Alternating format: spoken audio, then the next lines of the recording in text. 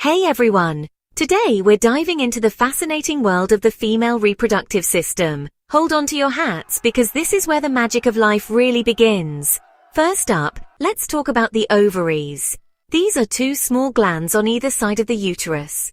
They're like the egg factories of the body, and they also release hormones like estrogen and progesterone. Next, we have the fallopian tube. These narrow tubes connect the ovaries to the uterus. This is usually where the egg meets the sperm and fertilization happens. It's like a little romantic getaway for them. Moving on, we come to the uterus, also known as the womb. This is where a fertilized egg implants and grows into a baby. It's a hollow, pear-shaped organ that's super important for developing life. Then, there's the cervix. This is the lower part of the uterus that opens into the vagina. It's like the gatekeeper letting sperm in and menstrual blood out. Finally, we've got This muscular canal extends from the cervix to the outside of the body. It's the birth canal during childbirth and also where menstrual flow exits.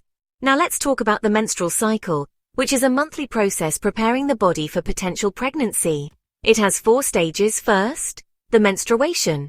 It starts on the first day of your period and lasts about 3-7 days.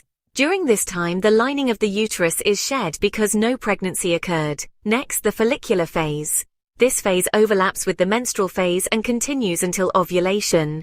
Follicle-stimulating hormone, FSH, helps grow ovarian follicles, each containing an egg. One follicle becomes dominant and matures. Then comes ovulation. Around day 14 in a 28-day cycle, a surge in luteinizing hormone, LH, releases a mature egg from the dominant follicle in the ovary. The egg then travels down the fallopian tube. Finally, the luteal phase. After ovulation, the ruptured follicle forms the corpus luteum, which secretes progesterone to keep the uterine lining intact. If no fertilization happens, hormone levels drop and the menstrual phase starts again. Speaking of which, let's talk about pregnancy. If sperm are present in the fallopian tube, they might fertilize the egg. The fertilized egg, now called a zygote, quickly divides and travels down to the uterus. Then we have about 6-10 days after fertilization, the zygote, now a blastocyst, implants into the uterine lining. And if all goes well, we move to with implantation, the blastocyst develops into an embryo and later a fetus.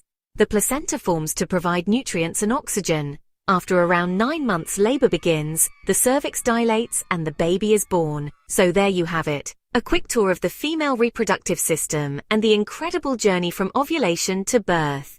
If you have any questions, drop them in the comments. Thanks for watching. Don't forget to like and subscribe for more awesome content.